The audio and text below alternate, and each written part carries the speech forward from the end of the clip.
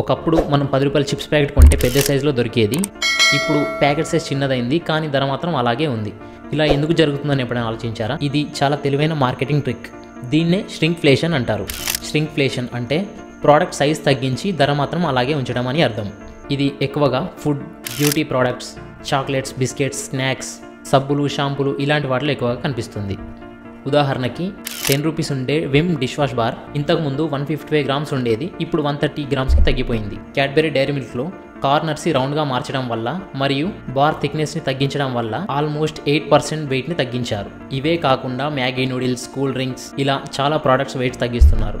ఒక వస్తువు ధర మనం 5 రూపాయల నుంచి 10 రూపాయల వరకు పెరిగితే మనం గుర్తుపడతాం, కానీ కూల్ డ్రింక్లో కానీ లేదా చిప్స్ ప్యాకెట్లో కానీ వెయిట్ని 5 to 10% తగ్గించినా కూడా మనం గుర్తించలేము. అందుకే కంపెనీలు ఈ పద్ధతిని ఫాలో అవుతున్నాయి. ఇది ఎందుకు జరుగుతుందంటే కంపెనీలకు రా మెటీరియల్ ఖర్చులు పెరిగిపోతాయి, ధరలు పెంచితే కస్టమర్స్ కొనకపోవచ్చు, కాబట్టి వాళ్ళు స్మార్ట్గా సైజ్నే తగ్గిస్తారు. ఇలా చేస్తే మనకు ధర పెరగలేదనిపిస్తుంది, కానీ నిజానికి మనం తక్కువ ప్రోడక్ట్స్కి అదే అమౌంట్ ఇస్తున్నాం. ఈ వీడియో కనుక మీకు నచ్చినట్టయితే లైక్ చేయండి, షేర్ చేయండి. అలాగే మరిన్ని టాపిక్స్ కోసం మా ఛానల్ సబ్స్క్రైబ్ చేయండి.